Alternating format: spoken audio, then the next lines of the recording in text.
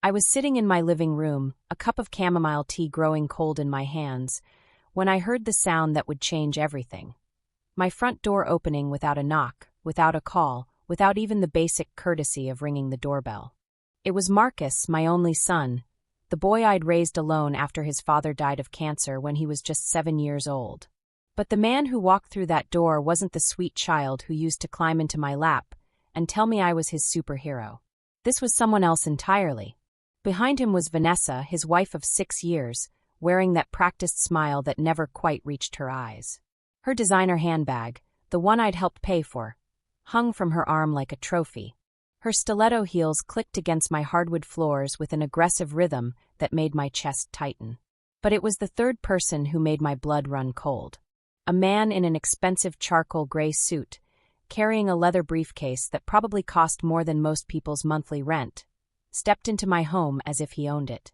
His silver cufflinks caught the afternoon light, and his expression was that particular blend of professional sympathy and barely concealed condescension that lawyers reserve for the elderly. My heart began to pound, but I forced myself to remain calm. After 4 decades of running my own accounting firm, negotiating contracts, and managing the finances of over 200 businesses, I'd learned to recognize danger when it walked through my door. And this was danger. Marcus didn't greet me. He didn't ask how I was feeling. He didn't notice that I'd just gotten my hair done, or that I was wearing the blue cardigan he'd given me for Christmas 3 years ago, back when he still gave me gifts that weren't accompanied by requests for money.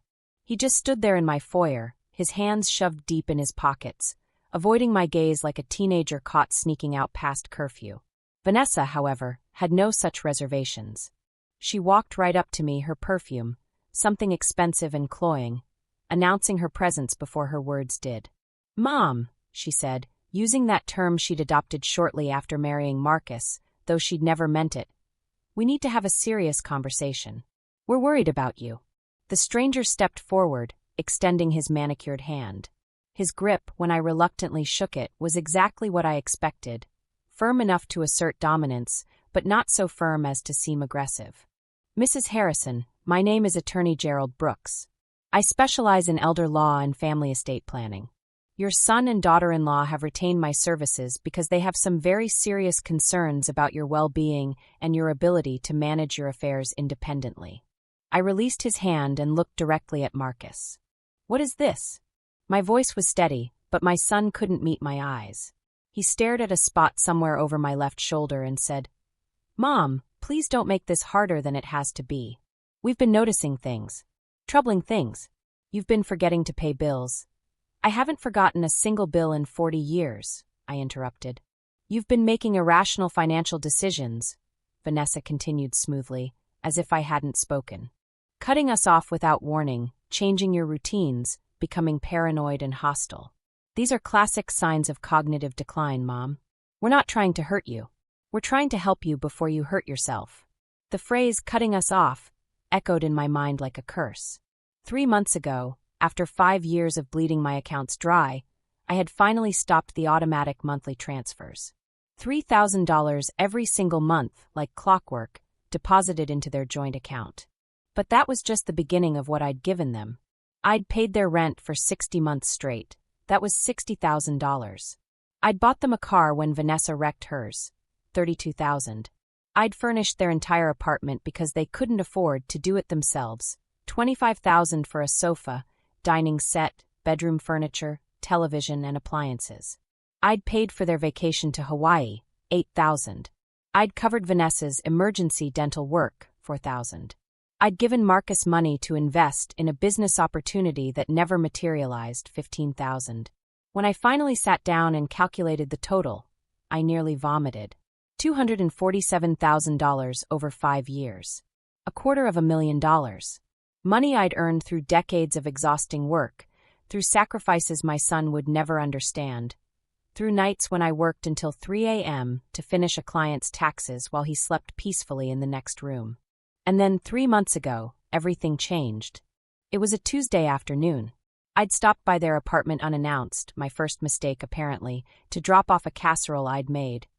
Vanessa wasn't home, but her phone was, lying on the kitchen counter unlocked and glowing. I shouldn't have looked. I know that. But something made me glance at the screen, and what I saw destroyed me. A text conversation with her mother, dated just 2 days earlier. Vanessa had written, "The old bat has so much money just sitting there and she's too stupid to see we're bleeding her dry. Marcus says we just need to be patient. Once we get guardianship or she finally kicks it, we can sell all her properties and finally live the life we deserve. I'm so tired of pretending to care about her boring stories and her pathetic lonely life." Her mother had responded, "Hang in there, baby. You're playing the long game. That inheritance will be worth all the fake smiles." I stood in that kitchen, my hands shaking so badly I nearly dropped the casserole, reading message after message. Years of manipulation laid bare in digital text. Vanessa coaching Marcus on what to say to make me feel guilty. Discussions about my death, as if it were an inconvenient delay in their vacation plans. Calculations of my net worth. Arguments about whether they should push for guardianship now or wait until I was too far gone to fight back. That was the day I stopped the money. That was the day I called my real attorney, Patricia Chun, and told her we needed to have a very serious conversation about protecting my assets. That was the day I installed security cameras in my home and started recording every interaction with Marcus and Vanessa. And now, exactly 87 days later, here they were with their lawyer, ready to take everything. Attorney Brooks placed his expensive briefcase on my coffee table. The table I'd inherited from my grandmother, the table where Marcus had done his homework every night while I worked on client files beside him. He opened it with a theatrical click and pulled out a thick stack of papers. "Mrs. Harrison, your family has prepared a petition for guardianship. This document, if you sign it, would appoint Marcus as your legal guardian, giving him the authority to make financial and medical decisions on your behalf. This would ensure that your assets are properly managed and that you receive appropriate care during this difficult time." I looked at the papers as if they were a poisonous snake. "And if I refused to sign?" Brooks smiled that condescending smile again. "Then, Mrs. Harrison, I'm afraid your family would be forced to pursue guardianship through the courts. That process is much more expensive, much more time-consuming, and frankly, much more humiliating for everyone involved. Judges, psychological evaluations, public hearings. It would be so much easier if you simply acknowledged that you need help and accepted it gracefully." Gracefully. He wanted me to gracefully surrender everything I'd spent 40 years building. Vanessa sat down on my sofa, and crossed her legs, her expression one of patient concern. "Mom, we know this is hard to hear. But you haven't been yourself lately. You stopped helping us with our expenses without any explanation. You've been withdrawn and suspicious. You changed the locks on your doors. Because you were letting yourselves in without permission," I interjected. "And you've been making accusations that frankly sound paranoid," she continued as if I hadn't spoken. "Saying we're only interested in your money, claiming we don't really care about you. These kinds of delusions are symptoms of dementia, Mom. We're not the enemy here. We're trying to save you from yourself." I looked at Marcus, really looked at him, searching for any trace of the boy I'd raised. The boy who used to make me cards on Mother's Day, who cried when I cried, who once told me I was the strongest person he'd ever known. "Marcus," I said softly, "do you really believe I'm losing my mind? Or do you just need to believe that so you can live with what you're about to do?" Finally, he met my eyes, and what I saw there broke my heart all over again. Guilt, yes, but also desperation. Financial desperation.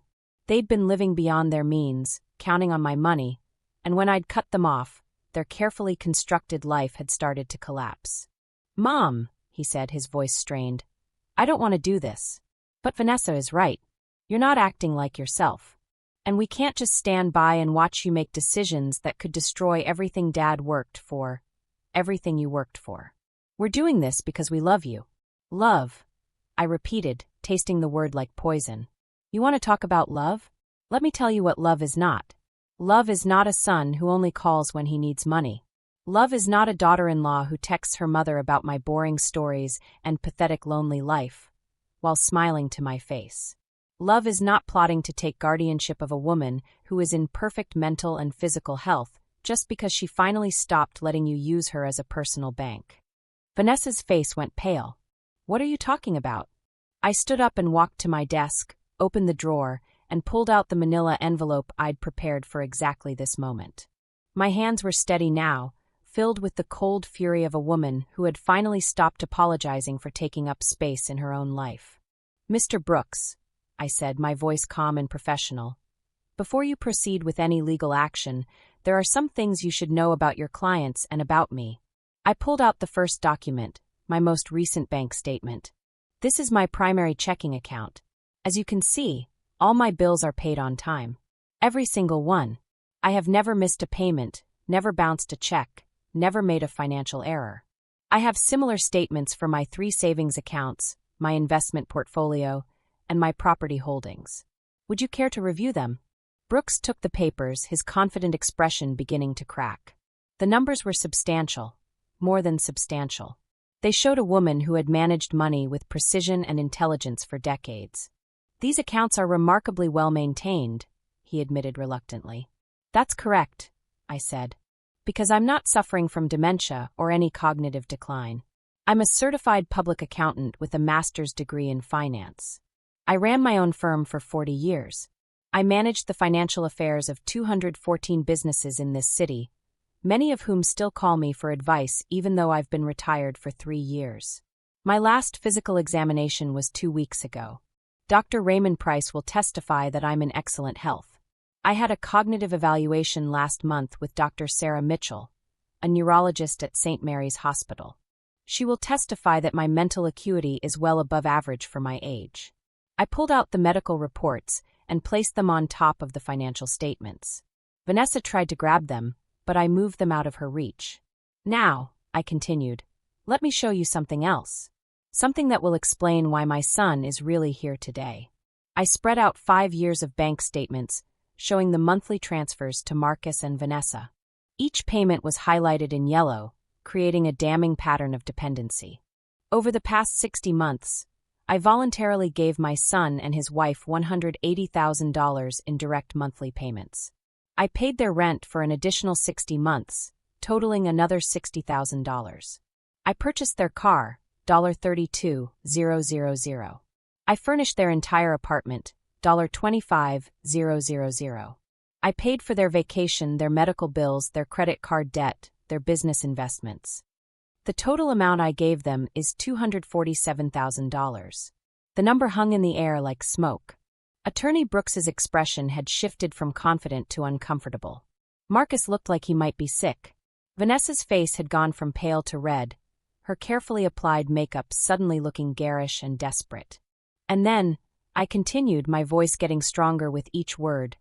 3 months ago, I discovered text messages on Vanessa's phone.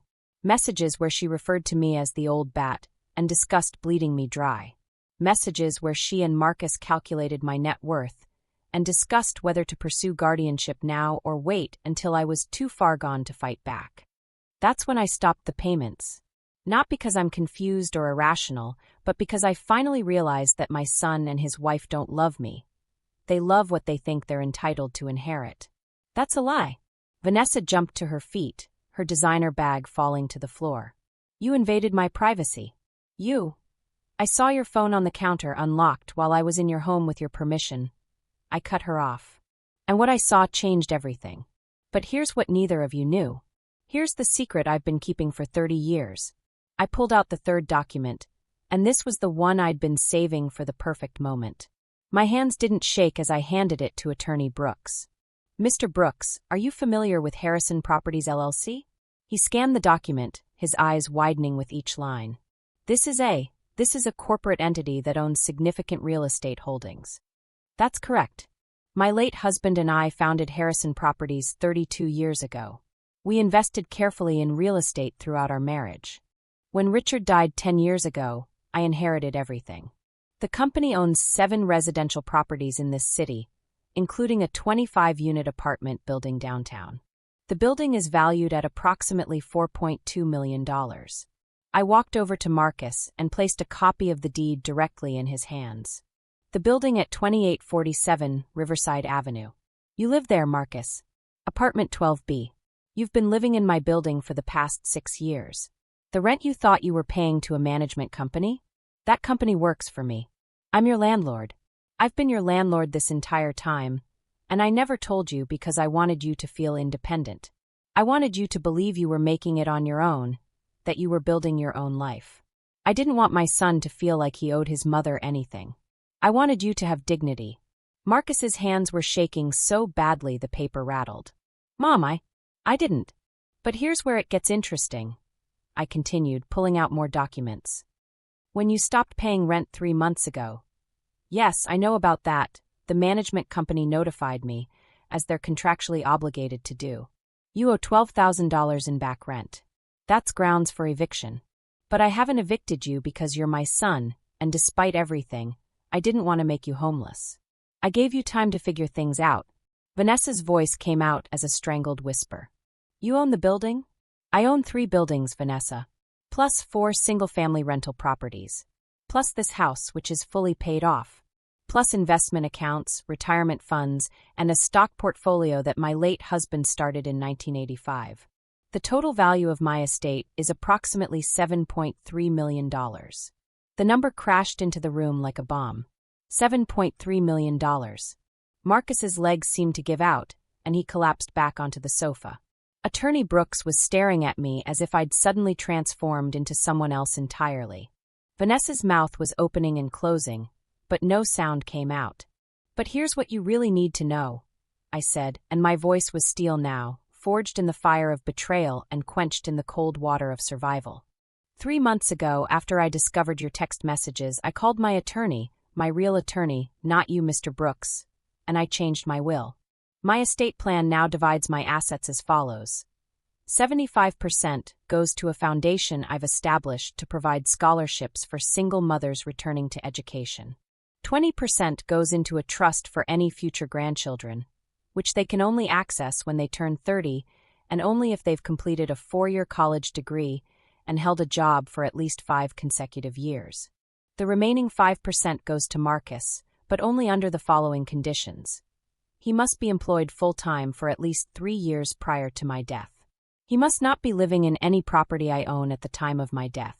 He must not have any outstanding debts to me. And he must provide written proof that he's been attending therapy to address whatever happened to him that made him think betraying his mother was acceptable. The room was absolutely silent except for the ticking of the grandmother clock in the corner. The clock that had belonged to my mother, the clock that had measured out decades of my life, the clock that was now counting down the end of the relationship I'd valued most in the world. Mom, please, Marcus finally managed to say. We can fix this. I can. You can what? I interrupted. Apologize? Pretend this never happened?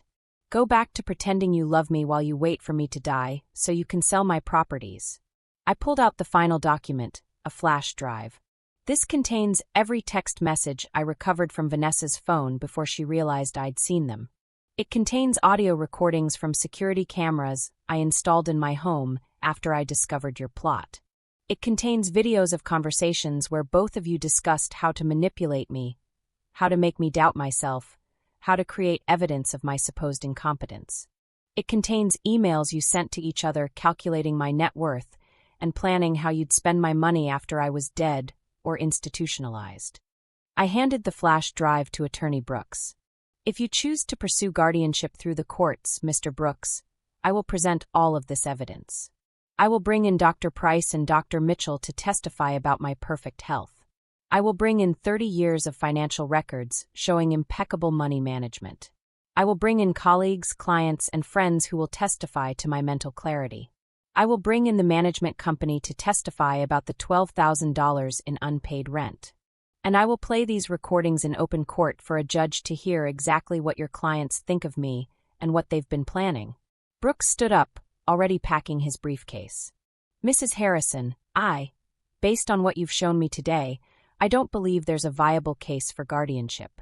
Marcus, Vanessa, I think we need to leave. But Vanessa wasn't ready to give up. She lunged forward, grabbing my arm with fingers that dug in like claws. You can't do this to us. We've invested years in you. We have bills, we have obligations. We made financial decisions based on the expectation that I'd die conveniently and leave you everything. I pulled my arm free, and for the first time in 6 years, I let her see exactly what I thought of her. You made financial decisions based on greed and entitlement. You spent money you hadn't earned, counting on an inheritance you were never guaranteed. And now you're facing the consequences of your own stupidity. Marcus stood up, tears streaming down his face. Mom, when did you become so cruel? That question nearly broke me, but I held firm. I became cruel the day I realized my son had become a stranger. The day I understood that the boy I raised, the boy who used to say I was his hero, had turned into a man who sees his mother as nothing more than an obstacle between him and money. You want to know when I changed, Marcus? I changed the day you did. Attorney Brooks was already at the door, clearly wanting nothing more to do with this disaster. Vanessa grabbed Marcus's arm, practically dragging him toward the exit, hissing something in his ear that made him flinch. As they reached the door, Marcus turned back to me one final time. His face was destroyed, aged a decade in a single afternoon. Mom, I'm so sorry. I don't know what happened to us. I don't know how we got here. I know exactly how we got here, I replied. We got here because you chose money over love, entitlement over gratitude, and a woman who calls your mother, the old bat, over the woman who gave up everything to raise you alone. We got here because you forgot where you came from. And we got here because I finally remembered who I am. The door closed behind them with a finality that echoed through my empty house. I stood there in my living room, surrounded by the silence they'd left behind, and I let myself cry. Not because I regretted what I'd done, but because I was finally grieving the loss of my son, not to death, but to something worse. To greed. To weakness. To a version of himself I didn't recognize. I cried for the little boy who used to hold my hand crossing the street, who used to tell me about his dreams, who used to believe his mother could fix anything. That boy was gone, and in his place was a 35-year-old man who'd tried to steal my life's work. After the tears stopped, I called Patricia Chin. Patricia, it's done. They came with the lawyer. I showed them everything. And, her voice was cautious. And they left. But they'll be back. People like Vanessa don't give up when there's money involved. They'll regroup and come back with a different strategy. Then we'll be ready, Patricia assured me. Grace, I've been practicing law for 28 years, and I've never seen anyone prepare a defense like you did. You documented everything. You stayed calm. You were brilliant. I don't feel brilliant, I admitted. I feel like I just buried my son. I know, she said softly. But you buried him to save yourself. And that's not cruel. That's survival. The next 2 weeks were a special kind of hell. Marcus and Vanessa tried everything. They called me 47 times. I know because I counted. They sent emails, letters, text messages. They showed up at my house twice, but I didn't answer the door. They sent Marcus's aunt, my sister-in-law Rebecca, who cried on my doorstep and begged me to think of the family. I am thinking of the family, I told her through the closed door. I'm thinking that I spent 40 years building something, and I won't let anyone destroy it just because they think they're entitled to it. They tried to turn mutual friends against me, spreading rumors that I'd become paranoid and cruel in my old age. Some people believed them. Some people stopped calling. But others, the ones who really knew me, reached out with support. My neighbor, Mrs. Patterson, brought me soup and sat with me while I cried. My former business partner, James, called to say he'd testify on my behalf if needed. My book club rallied around me like an army of silver-haired warriors. And then, exactly 16 days after the confrontation, I received a certified letter. My hands shook as I opened it, though I already knew what it would say. They were taking me to court. The petition was filed with the county probate court, requesting a full competency evaluation and the appointment of Marcus as guardian. They'd found a new lawyer, a woman named Helen Moriarty, who was known for winning difficult cases. They'd found a psychiatrist willing to testify that my behavior showed signs of paranoid delusions and early dementia. They were going to fight me publicly in court, in front of a judge and potentially dozens of witnesses. They were going to try to humiliate me into submission. When Patricia called after receiving her copy of the filing, she asked, "Are you ready for this? It's going to get ugly." "I've been ready for this my entire life," I replied. "I've been a widow, a single mother, a female business owner in a male-dominated field. I've survived cancer, bankruptcy, loss, grief, and betrayal. Marcus and Vanessa think they can break me because I'm old and alone. They're about to learn that old women who've survived everything don't break. We sharpen ourselves on the stones people throw at us. The next 6 weeks were a masterclass in psychological warfare. Vanessa spread rumors through social media that I'd been diagnosed with Alzheimer's, but was refusing treatment. Marcus told their friends I'd threatened him, and that he was afraid for his safety. They painted me as a dangerous, delusional old woman who needed to be controlled for her own good and everyone else's safety. But I fought back with the only weapon I'd ever needed, the truth. I lived my life exactly as I always had. I volunteered at the library every Tuesday. I had lunch with my book club every Thursday. I attended church every Sunday. I went to my doctor for regular checkups. I took an online course in estate planning law just to prove I could. And I documented everything. Every activity. Every conversation. Every moment of clarity. I made sure there were witnesses to my competence everywhere I went. On the day of the court hearing, I woke up at 5 a.m. I couldn't eat breakfast. My stomach was in knots. But I drank coffee, did my hair, put on my best navy suit, and looked at myself in the mirror. The woman looking back at me was 68 years old. She had wrinkles around her eyes from decades of smiling and crying. She had gray hair that she no longer bothered to dye. She had age spots on her hands from years of working in the sun in her garden. But she also had clear eyes, a straight spine, and a strength that came from knowing exactly who she was and what she was worth. "You can do this," I told my reflection. "You've already survived everything they can throw at you." The courthouse was an imposing building downtown, all marble columns and serious faces. Patricia met me on the steps, looking professional and fierce in her black suit. "Remember," she told me, "stay calm. Don't get emotional. Answer every question clearly and directly. Let them make themselves look bad." We walked into courtroom 4B together. Marcus and Vanessa were already there, sitting behind a table with their lawyer. Marcus looked terrible, dark circles under his eyes, his suit wrinkled, his hair unwashed. Vanessa, in contrast, looked polished and perfect, playing the role of the concerned daughter-in-law. She even smiled at me sadly when I walked in, as if I were a sick relative she pitied. The judge was a stern-looking man in his 60s, named Judge Theodore Morrison. He had a reputation for being fair but hard. He didn't tolerate nonsense from anyone. "This is a guardianship petition," he began, looking over his glasses at all of us.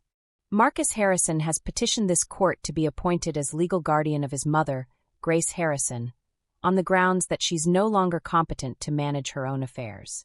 This is a serious matter with significant implications. We'll hear arguments from both sides, review evidence, and hear testimony from relevant witnesses. Mrs. Harrison, you're entitled to representation. I see you've retained counsel." "Yes, Your Honor." Patricia stood up. Patricia Chun representing Mrs. Harrison. "And for the petitioner?" "Helen Moriarty, Your Honor, representing Marcus Harrison and his wife Vanessa." For the next 4 hours, I sat in that courtroom and listened to them try to destroy me. Helen Moriarty was good, I had to admit that. She painted a picture of a woman in decline. The stopped payments that she characterized as erratic financial behavior, my decision to change the locks as paranoid, my reduced contact with Marcus as social withdrawal. She brought in their psychiatrist, Dr. Richard Thornton, who'd never met me but testified that based on the description of my behavior, I fit the profile of someone experiencing early-stage dementia with paranoid features. "Patients in this stage often become suspicious of family members," he said with practiced sympathy.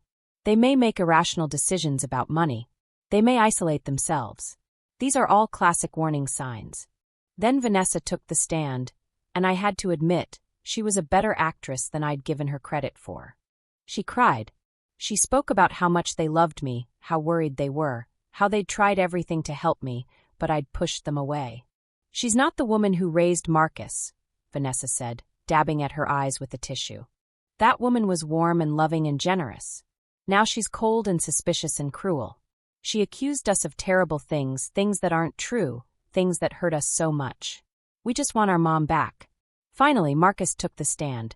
He looked directly at me, and I saw genuine pain in his eyes. "I love my mother," he said, his voice breaking. "She's the strongest person I've ever known. She raised me alone after my dad died. She worked so hard to give me everything. And now I'm watching her lose herself, and it's killing me. I don't want to do this. I don't want to take away her independence. But I can't stand by and watch her destroy everything she built. I'm doing this because I love her, not because I want anything from her. It was a good performance. Several people in the courtroom were crying. Judge Morrison looked sympathetic. I could see why they'd been confident. But then Patricia stood up, and everything changed. "Your Honor, may I approach?" She walked to the bench and handed Judge Morrison a thick folder. "This is every piece of financial documentation for Grace Harrison for the past 40 years. Bank statements, tax returns, investment records, property documents. I'd like you to review them before I begin my cross-examination." The judge spent 20 minutes reviewing the documents while the courtroom sat in tense silence. I watched his expression change from sympathetic to puzzled to increasingly stern. When he finally looked up, his entire demeanor had shifted. "Ms. Moriarty, these documents show decades of impeccable financial management. There's not a single missed payment, not a single overdraft, not a single questionable transaction. How do you reconcile this with your claim of financial incompetence?" Helen Moriarty stood up, suddenly looking less confident. "Your Honor, the recent changes in behavior—" "We'll get to that," the judge interrupted. "Ms. Chun, you may proceed." Patricia's cross-examination was surgical. She brought up the $247,000 in payments to Marcus and Vanessa. She brought up the unpaid rent. She brought up Vanessa's text messages, which we played on a screen for the entire courtroom to hear. "The old bat has so much money just sitting there, and she's too stupid to see we're bleeding her dry." The courtroom gasped. Vanessa's face went white, then red. Marcus looked like he wanted to disappear. Patricia brought in Dr. Raymond Price, my physician, who testified that I was in perfect physical and mental health. She brought in Dr. Sarah Mitchell, the neurologist, who presented results of extensive cognitive testing showing my mental acuity was well above average for my age. She brought in James, my former business partner, who testified about my sharp mind and ethical practices throughout our 25-year partnership. She brought in Mrs. Patterson, my neighbor, who testified about my daily routines, my volunteer work, my book club, my active social life. She brought in the manager of the apartment building Marcus lived in, who confirmed I was the owner and that Marcus owed $12,000 in back rent. And then Patricia called me to the stand. I walked up there with my head high, placed my hand on the Bible, and swore to tell the truth. And then I told my story. All of it. I spoke calmly and clearly about the 40 years I'd worked as an accountant. About raising Marcus alone after Richard died. About the sacrifices I'd made. About the $247,000 I'd voluntarily given them. About discovering the text messages. About the pain of realizing my son saw me as nothing more than a bank account with a heartbeat. Your Honor, I said, looking directly at Judge Morrison, I'm not suffering from dementia. I'm not incompetent. I'm not making irrational decisions. What I am is a woman who finally woke up to the fact that she was being used by people she loved. And when I protected myself by stopping the money, they decided the problem wasn't their greed. It was my sanity. They're not here because they're worried about me. They're here because I cut off their income, and they want it back. My voice didn't shake. I didn't cry. I simply told the truth, and let it speak for itself. When Patricia finished, Helen Moriarty tried to cross-examine me, but it was over. She asked about the stopped payments, and I explained exactly why I'd stopped them. She asked about changing the locks, and I explained that I'd changed them after discovering people were entering my home without permission. She asked about my reduced contact with Marcus, and I asked her how much contact she'd maintain with someone who was plotting to steal her life's work. Judge Morrison called for a recess. We waited for 45 minutes while he reviewed all the evidence in his chambers. When he returned, his face was carved from stone. I've reviewed all the evidence presented today, he began. I've listened to testimony from multiple witnesses. I've examined financial records, medical evaluations, and psychological assessments. And I've listened to audio recordings that I find deeply disturbing. He looked directly at Marcus and Vanessa. Mr. Harrison, Mrs. Harrison, I want to be very clear about what I'm seeing here. This is not a case of a concerned family trying to protect an incompetent elder. This is a case of financial exploitation disguised as concern. Your mother is not only competent, she's remarkably sharp, well-organized, and rational. The only irrational thing she's done is stop allowing you to drain her resources. The petition for guardianship is denied. The gavel came down like thunder. Vanessa let out a sound like a wounded animal. Marcus buried his face in his hands. I sat there, feeling a weight lift from my chest that I'd been carrying for months. But Judge Morrison wasn't done. Furthermore, he continued, I'm ordering the petitioners to pay all court costs and legal fees associated with this case. I'm also referring this matter to the District Attorney's Office for possible investigation of elder financial abuse. And I'm issuing a restraining order preventing Mr. and Mrs. Harrison from having any contact with Mrs. Grace Harrison for a period of 1 year, unless she explicitly consents to such contact. The courtroom erupted. Helen Moriarty was frantically gathering her papers. Vanessa was screaming something about unfair treatment. Marcus just sat there broken. I walked out of that courtroom with Patricia, and when we reached the steps outside, I finally let myself breathe. The sun was setting, painting the sky in shades of orange and purple, and for the first time in months, I felt like I could see color again. You did it, Patricia said, squeezing my shoulder. You really did it. We did it, I corrected. I couldn't have done this without you. That night, I sat in my living room alone, the house quieter than it had ever been. The silence felt different now, not empty but peaceful. I poured myself a glass of the wine Richard and I had been saving for a special occasion, the bottle we'd kept in the cellar for nearly 20 years. If surviving your own son's attempt to steal your life wasn't a special occasion, I didn't know what was. I walked through my home, looking at everything with new eyes. The photographs on the walls, Marcus as a baby, as a toddler, graduating high school, graduating college. In every picture, I was there beside him, smiling, proud, completely unaware that the sweet boy in those photos would one day see me as nothing more than an obstacle to wealth he hadn't earned. I stopped at a picture from his wedding day. Marcus in his tuxedo, Vanessa in her white dress, the dress I'd helped pay for. I was standing between them, my arms around both of them, thinking I was gaining a daughter. Looking at it now, I could see something I'd missed then. Vanessa wasn't looking at the camera. She was looking at my pearl necklace, the one Richard had given me for our 25th anniversary.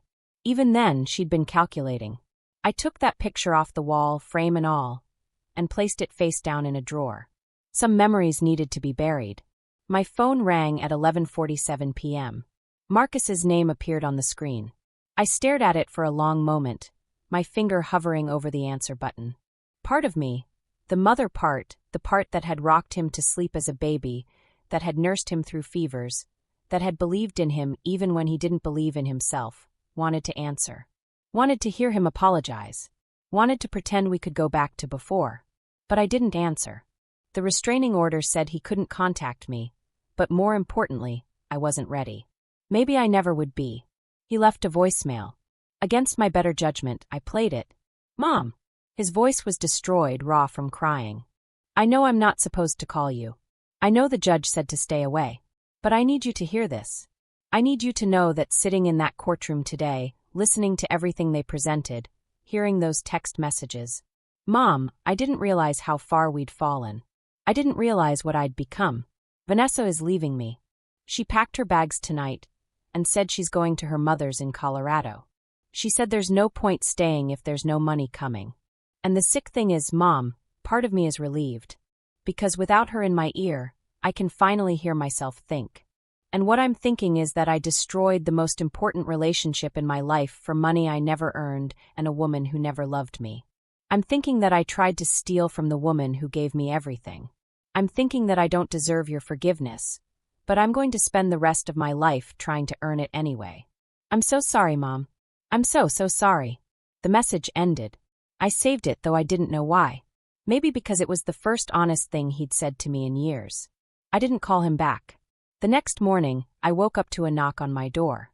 When I checked the security camera, I saw Patricia standing there with coffee and bagels. I figured you might need some company, she said when I let her in. The day after a court victory can be strange. You're relieved, but you're also grieving. We sat at my kitchen table, the same table where Marcus had done his homework, where he'd told me about his first girlfriend, where he'd announced he was getting married. Patricia let me talk, and I found myself telling her things I'd never said out loud. The worst part, I said, stirring sugar into my coffee, isn't that he tried to take my money. It's that he was willing to destroy me to get it. He was willing to have me declared incompetent, to take away my independence, to institutionalize me if necessary. He was willing to erase me as a person just to access my bank accounts. What kind of person does that to their mother? A desperate one, Patricia said quietly. And a weak one. Marcus isn't evil, Grace. He's weak. And weak people do terrible things when they're scared and manipulated by someone stronger. That doesn't excuse what he did. No, she agreed. It doesn't. But it might help you understand it. Vanessa saw your wealth and saw an opportunity. She found Marcus's weakness, his fear of failure, his need to prove himself, and she exploited it. She slowly convinced him that your money was already his, that you were just holding it hostage, that taking it wasn't theft but justice. It's a form of financial abuse, Grace. He was the victim, too, even as he was victimizing you. I wanted to reject that idea. I wanted Marcus to be fully responsible for his choices. But part of me knew Patricia was right. I'd watched Vanessa systematically isolate Marcus from his friends, convince him that everyone else was against him, make him dependent on her validation. Classic abuser tactics. So what do I do now? I asked. You live, Patricia said simply. You enjoy the life you've built. You protect yourself. And if Marcus ever gets his head straight, if he ever does the work to become the man you raised him to be, then maybe you consider letting him back in. But that's his work to do, not yours. Over the next 6 months, I did exactly that. I lived. I traveled to Italy, something I'd always wanted to do but never had time for. I stood in the Sistine Chapel and cried at the beauty of it. I ate pasta in small villages and learned that I didn't need anyone else to make life meaningful. I took painting classes and discovered I was terrible at it, but I loved it anyway. I started a foundation, the Grace Harrison Foundation for Single Mothers, and began using my wealth for something that actually mattered. We provided scholarships, childcare assistance, career counseling. I met women who reminded me of myself at 30, struggling to raise children alone, working 3 jobs, exhausted but determined. I became a different version of myself. Not better or worse than before, just clearer. Like I'd been looking at my life through a foggy window, and someone had finally wiped it clean. Marcus tried to contact me 4 more times over those months. Each time I didn't respond. I wasn't punishing him. I was protecting myself. I needed to know that I could be whole without him, that my identity wasn't just Marcus's mother, but Grace Harrison, a woman who survived and thrived. Then, on a Tuesday in November, exactly 7 months and 12 days after the court hearing, I saw Marcus at the grocery store. I was in the produce section examining apples when I looked up and there he was. He looked different, thinner. His hair was longer. He was wearing jeans and a simple flannel shirt instead of the expensive clothes Vanessa had always insisted on. He was alone, pushing a cart with basic items, rice, beans, vegetables, the food of someone on a budget. Our eyes met across the tomatoes, and the world seemed to stop. He didn't come over. He just stood there, his hand gripping the cart handle so hard his knuckles were white. And then he did something I never expected. He nodded once, a simple acknowledgement, and then he turned and walked down a different aisle, deliberately avoiding me. That act of respect, of recognizing my boundaries without making me enforce them, meant more to me than any apology could have. I finished my shopping and went home. That night, I did something I'd been avoiding for months. I called my sister-in-law, Rebecca. How is he? I asked without preamble. Rebecca sighed. Struggling, but in a way that's actually healthy. He's working 2 jobs, one as a sales associate at an electronics store, another doing night shift security. He moved into a studio apartment in a rougher part of town. He's paying his own bills for the first time in his adult life. Vanessa did leave him, by the way. Filed for divorce and went to Colorado. Hasn't contacted him since. Is he still angry at me? No, Grace. He's angry at himself. He goes to therapy twice a week. He joined a support group for people recovering from abusive relationships. He's doing the work. Real work, not the performative kind. But he respects that you need space and he's not pushing it. Good, I said, and I meant it. 3 months later, on a Friday afternoon, I received a letter in the mail. The return address was Marcus's, but I almost didn't recognize his handwriting. It was shakier than I remembered, as if his hand had been trembling while he wrote. I opened it carefully, my heart pounding. Dear Mom, I'm writing this letter knowing you may never read it, Or if you do, you may throw it away without finishing. I would understand. I deserve that and worse. I'm not writing to ask for forgiveness. I don't deserve it. I'm writing because my therapist says I need to acknowledge what I did, own it completely, without excuses or justifications. I tried to steal your life. Not just your money, your autonomy, your dignity, your freedom. I was willing to have you declared incompetent and institutionalized, so I could access money I hadn't earned. I let Vanessa convince me that you owed me your wealth simply because I was your son. I participated in a plan to destroy you. For months, I told myself I was doing it because I was scared of failing, because Vanessa was pushing me, because we were in debt. But the truth is simpler and uglier. I was greedy. I wanted an easy life funded by someone else's hard work. I wanted to inherit 40 years of your sacrifice without earning a single day of it. I betrayed you. I betrayed everything you taught me. I betrayed the little boy who used to think you were a superhero. And I can never take that back. Since the court hearing, I've been trying to become someone worthy of the mother who raised me. I'm working 2 jobs. I'm living in a place with cockroaches and noisy neighbors. I'm eating rice and beans most nights. And Mom, I'm grateful for it. Because for the first time in my adult life, I understand what you went through to give me everything I took for granted. I understand now why you stopped the money. You weren't being cruel. You were refusing to enable my destruction. You were loving me enough to let me fail. And I needed to fail. I needed to hit bottom, so I could find out who I am when I have nothing. I don't know if you'll ever want to see me again. I don't know if we'll ever have a relationship. But I needed you to know that you were right about everything. And I'm sorry it took losing you to figure that out. I love you, Mom. I always did. I just forgot how to show it. Marcus. I read that letter 7 times. I cried through 6 of them. On the 7th reading, I picked up my phone and called Patricia. I got a letter from Marcus. I told her. Are you okay? I think I might be ready to see him. Not to reconcile. Not to go back to how things were. But to see who he's becoming. To see if the man writing this letter is real or just another performance. Grace, Patricia said carefully, you don't owe him anything. Not even your time. I know, I said. But I owe myself the chance to find out if my son is salvageable. I spent 35 years raising him. I'd like to know if any of it took root. 2 weeks later, I agreed to meet Marcus at a neutral location. A small cafe downtown, public enough that I felt safe, quiet enough that we could talk. I arrived first, deliberately. I wanted to see him walk in, wanted to observe him when he thought I wasn't looking yet. He came through the door at exactly 2 p.m., and I barely recognized him. He'd lost at least 30 pounds. His clothes were clean but worn, the shirt slightly faded from too many washings. His shoes were scuffed. But more than his appearance, it was his demeanor that struck me. He walked differently, not with the confident stride of someone expecting the world to accommodate him, but with the careful, humble gait of someone who'd learned that nothing was guaranteed. He saw me and stopped, his face transforming with an emotion so raw I had to look away. Relief, gratitude, fear, love, all of it written in the lines around his eyes. He walked to my table and stood there, not sitting, not presuming. Hi, Mom, he said quietly. Sit down, Marcus. He sat, his hands folded in front of him like a penitent child. We sat in silence for a long moment. I studied his face, really studied it, looking for signs of manipulation, of performance, of the man who'd tried to have me declared incompetent. But all I saw was exhaustion and genuine remorse. Thank you for coming, he said finally. I know you didn't have to. No, I didn't. How are you?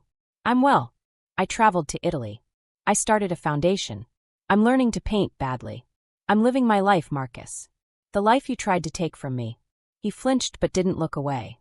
I know. And I'm glad you're living it. You deserve every bit of happiness you find. A waitress came by and I ordered coffee. Marcus ordered water, just water, I noticed, and I knew it was because he was counting every dollar. When she left, I leaned forward. Marcus, I need to ask you something, and I need you to answer honestly. Are you here because you've genuinely changed, or because you're still hoping to eventually get money from me? He didn't hesitate. I'm here because you're my mother and I love you. I don't expect money.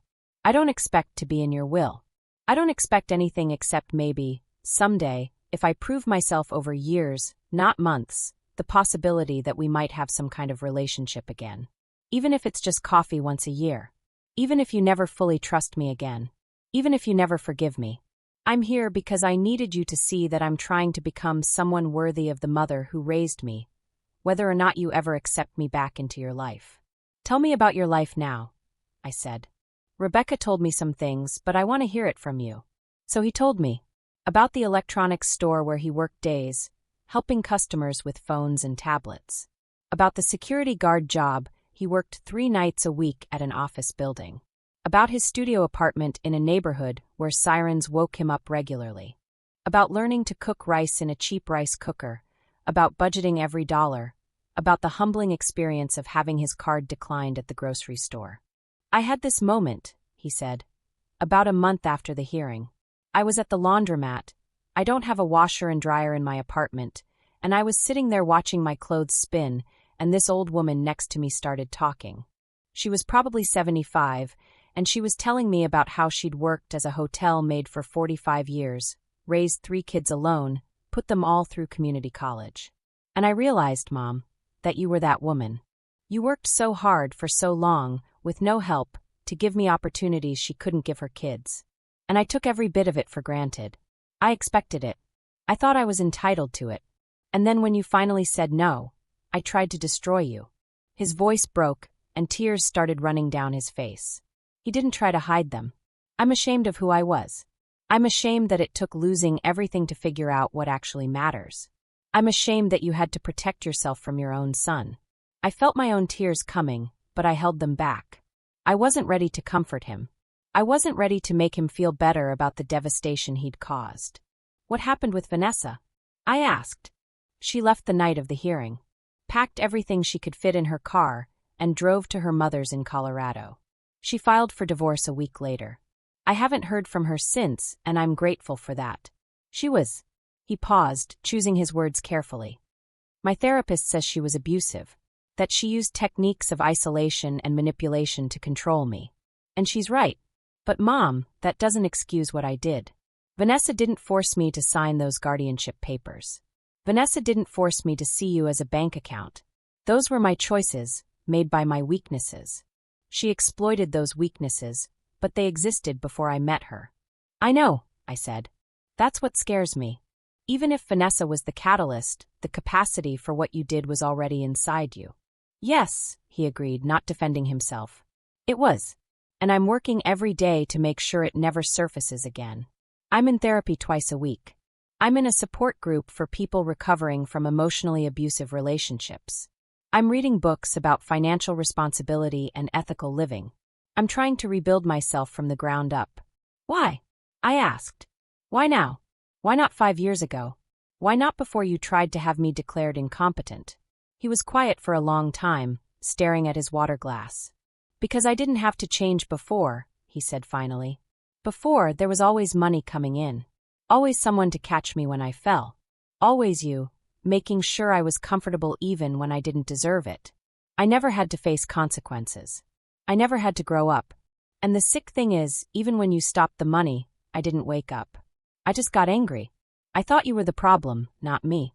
It wasn't until I sat in that courtroom and heard those text messages played out loud, heard Vanessa calling you the old bat, heard the numbers, $247,000, said in front of a judge and realized I was the villain in this story.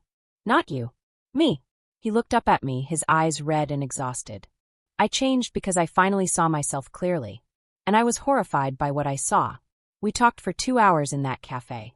I didn't forgive him. Forgiveness felt too big, too premature. But I listened. And more importantly, I watched. I watched for signs of manipulation, for attempts to guilt me, for any hint that this was a performance designed to get back into my good graces and eventually my wallet. I didn't see any of that. What I saw was a broken man trying to glue himself back together with honesty and hard work. When we finally stood to leave, Marcus didn't ask to hug me. He just said, "Thank you for giving me this time. I know I don't deserve it." "No," I agreed. "You don't. But maybe someday you will." I walked to my car and sat there for a long time before starting the engine. The meeting had opened wounds I'd been trying to heal, but it had also shown me something I needed to see. That the boy I'd raised wasn't completely gone. He was buried under years of entitlement and bad choices, but he was still in there somewhere, fighting his way back to the surface. Over the next year, Marcus and I met 4 more times. Always at neutral locations. Always for limited time periods. Always with clear boundaries. I didn't give him money. Not $1. When he mentioned his car had broken down, I gave him the bus schedule instead of cash. When he mentioned he was struggling with a medical bill, I gave him information about payment plans and charity care programs. Every single time, I watched him wrestle with asking for help, and every single time, I watched him stop himself and say, "I'll figure it out." And he did. Every time.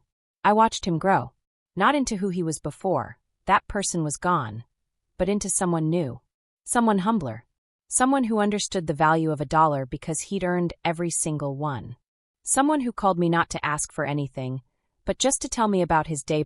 One afternoon, about 14 months after the court hearing, Marcus called and asked if he could come by my house. Not to stay, not for dinner, just for 15 minutes. He had something he wanted to give me. I agreed, curious despite myself. When he arrived, he was carrying a small envelope. We sat in my living room, the same room where this nightmare had begun, and he handed it to me with trembling hands. "What's this?" I asked. "Open it." Inside was a check for $500 and a handwritten payment schedule. "I owe you $247,000, Marcus said quietly. "I know I can never pay back all of it, especially not with interest. But I calculated that if I pay you $500 a month for the next 41 years, I'll pay back about $250,000. I'll be 76 years old when I make the last payment. And Mom, I know you don't need the money. I know you could write off this amount without even noticing. But I need to do this. I need to pay back what I stole, even if it takes the rest of my life. Not because you're making me, but because I need to prove to myself that I'm not that person anymore." I looked at the check, at the payment schedule written in his careful handwriting, at the monthly amount he'd calculated. A significant portion of his income, I was sure. "Marcus," I said slowly, "I don't want your money. I know. But I need to give it. Please. Let me do this. Let me prove that I understand what I took from you wasn't just money. It was your peace, your trust, your sense of safety in your own family. This is the only way I know how to begin making amends." I looked at my son, really looked at him, and saw something I hadn't seen in years: integrity. "All right," I said finally. "I'll accept the payments. But Marcus, I'm not keeping this money. Every dollar you give me is going into the Grace Harrison Foundation. It's going to help single mothers who are struggling the way I struggled when I was raising you." His eyes filled with tears. "That's perfect, Mom. That's absolutely perfect." We sat there in silence for a while, and then I did something I hadn't done in over a year. I reached out and took his hand. "I'm proud of you," I said quietly. "Not for who you were, but for who you're becoming." He broke down completely then, sobbing in my living room, and this time, I let myself comfort him. Not because I'd forgotten what he'd done, but because I could finally see that he was truly sorry. And more than that, he was changed. "I don't know if I'll ever fully trust you again," I told him honestly. "I don't know if we'll ever have the relationship we had before, because that relationship was built on illusions. My illusion that you valued me for more than money, your illusion that my wealth was your birthright. But maybe we can build something new. Something honest. Something real." "I'd like that," he whispered. "More than anything." That was 3 years ago. Today, I'm 71 years old. Marcus is 38. He's still making those monthly payments, never missing one. He's been promoted twice at the electronics store and now manages the department. He quit the security job and went back to school part-time, studying social work. He wants to help other people recognize and escape abusive relationships. We have dinner once a month. We talk on the phone every other week. It's not the relationship we had before, but it's better in some ways. It's honest. It's earned. It's not based on my money or his expectations, but on mutual respect and slow, careful rebuilding. He's dating someone new, a teacher named Amy who has her own career, her own life, her own money. I've met her twice, and she seems kind and genuine. More importantly, she doesn't look at my jewelry or my home with calculating eyes. I never changed my will. Marcus will still only inherit 5% of my estate, and only if he meets all the conditions I set. He knows this. He's never asked me to change it. He says he doesn't want me to. Mom, he told me recently, I don't want your money. I never really did. I just thought I did because I'd been taught that money was the same as love. What I want is to be your son again. Not your heir. Your son. The Grace Harrison Foundation has helped 247 single mothers go back to school. That number feels significant. One mother helped for every $1,000 Marcus took from me. It feels like justice, like redemption, like turning something ugly into something beautiful. My story doesn't have a fairy tale ending. Marcus and I will never go back to the innocence we had before. That trust, once broken so completely, can't be fully restored. But we have something else now, something harder earned and perhaps more valuable. We have truth. I learned that I'm stronger than I ever knew, that I could survive the worst betrayal imaginable and come out the other side intact. That my worth isn't determined by whether my son loves me, but by whether I love and respect myself.